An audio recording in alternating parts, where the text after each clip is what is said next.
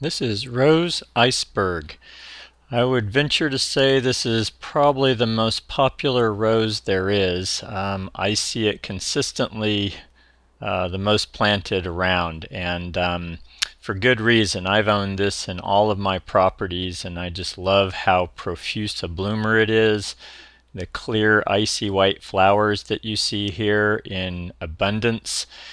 This is a floribunda rose, or some people call them shrub roses, but as you can see, they form their flower heads in anywhere from 3 to 6 or 8 flowers in a bunch, and lots of them. These plants are probably 4.5 feet high and wide.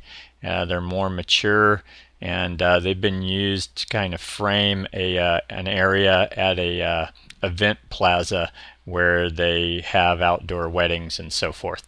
So here's the great thing about this as a landscape design element. You can basically use it as a blooming shrub. It blooms over a very long period. It repeat blooms after you deadhead it. It does like that. If you're going to expect it to bloom a lot, as soon as the bloom cycle is over, you want to go ahead and deadhead it, take it back about 12 inches or more, and it will repeat bloom quickly.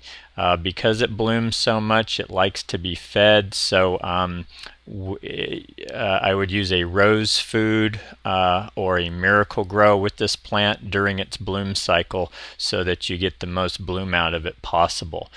These start blooming in late April to May most years, and I've had flowers off of my plants even at Christmas time. So just depending on where you are and what kind of season you're having, you can get a very long cycle out of these.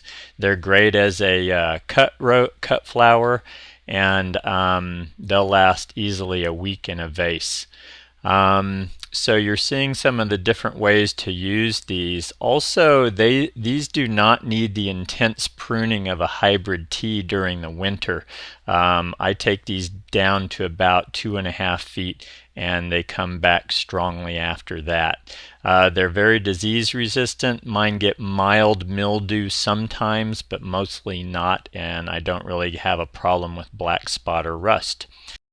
These are not deer resistant. No roses are. They love roses. Not drought tolerant like regular water to do their best and really thrive. And spacing wise, I would say put these 3 feet on center. You can also get these in a standard and a climber. So check those out. And there's also a pink iceberg out there, which I own and performs not quite as well as the white.